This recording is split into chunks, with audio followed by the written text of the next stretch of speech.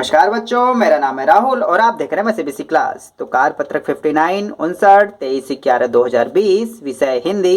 ठीक है, पुनरावृत्ति का कार्य आपके चल रहा है। ठीक है, इससे पहले भी पुनरावृत्ति चली थी, तो एक बार हम अपने इंडेक्स में देख लेते हैं। मेरे पास किताब तो नहीं है, उस बच्चे ने किस किताब दे दी थी तो मैं उसकी गाइड ले आया। ठीक है, तो जल्दी से मैं आपको यहाँ पे खोल के दिखा देता हूँ। ठीक है, ये रहा। तो जो आपकी जो पुनरावृत्ति चल रही है वो आपका जो अध्याय है वो है आपका लहासा की ओर से। ठीक है, जिसे राहुल जी ने लिखा है, संस्कृत्यान। ठीक है, तो लहासा की ओर अपना नाम भी आ गया इसमें। ठीक है, तो देख लेना, ये S7 S2 ये गाइड का है। इसमें मैंने सामने लगा रखा, किताब बच्चे के पास नहीं थी, बोला भैया गाइड ले जाइए, आप गाइड में से बता दीजिएगा। तो इसे आगे पढ़ना शुरू करते हैं। बहुत ही सिंपल है, पढ़ना है इसे और पढ़ के इसका आंसर देना है। नीचे 5 क्वेश्चन दिए गए हैं आसान से।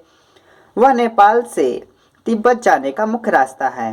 फरी किल्डपोर्ट का रास्ता जब नहीं खुला था तो नेपाल ही नहीं हिंदुस्तान की भी चीज़ें इसी रास्ते तिब्बत जाया करती थी।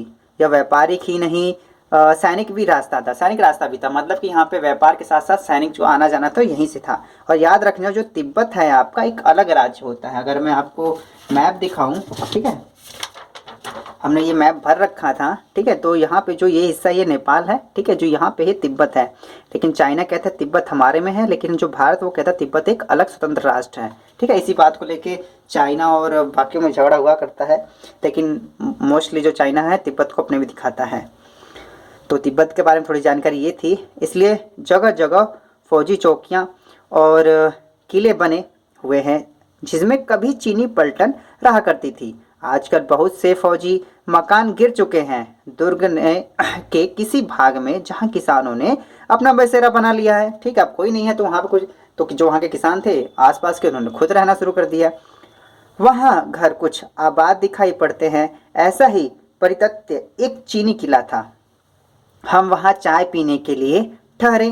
तिब्बत में यात्रियों के लिए बहुत सी तकलीफ़ें भी हैं और कुछ आराम की बातें भी हैं। वहाँ जाति पाति छुआछूत का सवाल ही नहीं है, बहुत अच्छी बात है। और न औरतें पर्दा ही करती हैं। बहुत निम्न श्रेणी के भिखमंगों को लोग चोरी के डर से घर के भीतर नहीं आने देते।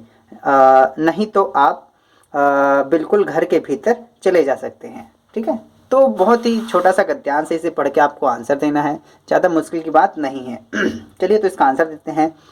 लेखक कहाँ की यात्रा के लिए निकला? तो सीधी सी बात है, तिब्बत के लिए निकले थे, आपको भी पता है। लेखक तिब्बत की यात्रा के लिए निकले थे, बस हो गया पहले का आंसर। दूसरे का आंसर है, ये रास्ता व्यापारिक ही नहीं सैनिक भी था। यह कैसे पता लगता है? तो क्योंकि वहाँ पे रास्ते में बहुत सारी चीज़ें थी ना, किले विकिले थे, चौकियाँ थी। यह सैनिक रास्ता भी था क्योंकि रास्ते में जगह जगह पर फौजी चौकियाँ और किले बने हुए थे। यहाँ से आप आंसर लिख सकते हैं आसानी से, और अपनी तरफ से बढ़ा के लिख सकते हैं, कोई दिक्कत की बात नहीं है, हिंदी है। प्रश्न नंबर 3, तिब्बत में यात्रियों के लिए क्या आराम की बातें थी? तो ठीक है, वहाँ पर छुआछूत तो नहीं था, ये खास अच्छी बात थी। तिब्बत में आराम की बातों में यह था कि वहाँ जाति पाति छुआछूत या पर्दा प्रथा नहीं थी। पर्दा मतलब जो औरतें पर्दा करके रखती थी, पर्दा प्रथा भी कहते हैं इसे हम। ये आपका ठीक है, औरतें पर्दा ही तो यहाँ पे नहीं, ऐसे ही यहाँ से छुआछूत का सवाल ही नहीं और न औरतें पर्दा ही करती थी, यहाँ पे इस प्रकार से। ठीक है, इस प्रकार लिख सकते हैं, काफ़ी सिंपल है आपका। प्रश्न नंबर 4, बहुत निम्न श्रेणी के भिखमंगों को लोग किस डर से घर के भीतर नहीं आने देते थे? तो यहीं से है, यहीं से लिख रखा है मैंने। ठीक है, फिर भी मैं दिखा देता हूँ मैंने किस प्रकार लिखा है यहाँ पे।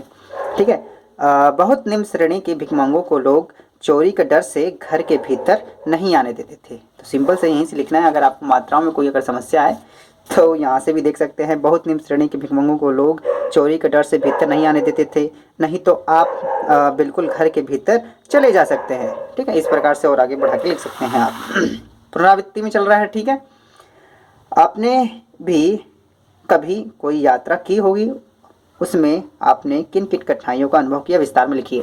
ठीक है, ये आपको अपने हिसाब से लिखना है, फिर भी मैंने अपने हिसाब से लिखा है। जब मेरा 11th का टूर गया था, ठीक है, सरकारी स्कूल में मैं भी था, तो वहाँ से गया था, तो मैंने पंचवटी, हमें मध्य प्रदेश ले गए थे, भोपाल में, MP में।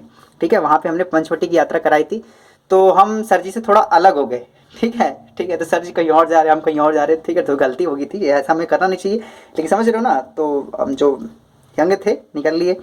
तो रास्ते में क्या हुआ, रास्ता भटक जाने में आता है। कई बार हम रास्ता भटक गए, अरे नहीं यार ऐसे जाना है वैसे जाना है, तो ये समस्या आई थी।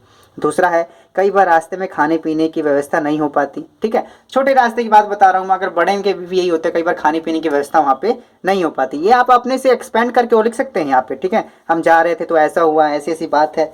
ये तो बस आपके लिए थोड़ा सा आइडिया जनरेट करने के लिए है।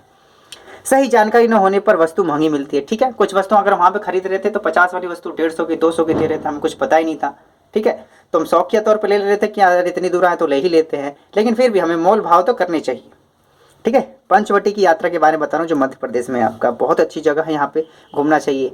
जब भी आप कभी 11th क्लास में जाएंगे तो आपका दिल्ली का नहीं, दिल्ली में तो पिकनिक होती है, ठीक है। बाहर आपका टूर होगा, टूर 3 दिन का या 4 दिन का होता है, बड़ा मज़ा आता है। भाषा को लेकर कई बार समस्या हो जाती है, ठीक है। हाँ, हमें वहाँ की भाषा, वैसे हम जहाँ गए थे वहाँ तो उतनी समस्या नहीं थी, लेकिन फिर भी अगर आप राजस्थान और दूसरी ओर अगर जम्मू कश्मीर में चले जाते तो कई बार भाषाओं को लेकर समस्याएं हो सकती हैं, ठीक है। तो इसे बना के हम, मेरी इस प्रकार से ही समस्या थी, हम मैं किसी चीज़ को बता रहा था, वो जिस चीज़ को नहीं समझ पा रहे थे, तो आप अपने हिसाब से इसे बना के लिख सकते हैं, ज़्यादा मुश्किल की बात नहीं है, ठीक है। तो उम्मीद है ये चीज़ें आपको वर्कशीट समझ में आई होगी। तो माई से बेसिक क्लासेस वीडियो को देखने के लिए धन्यवाद। जय हिंद, जय भारत।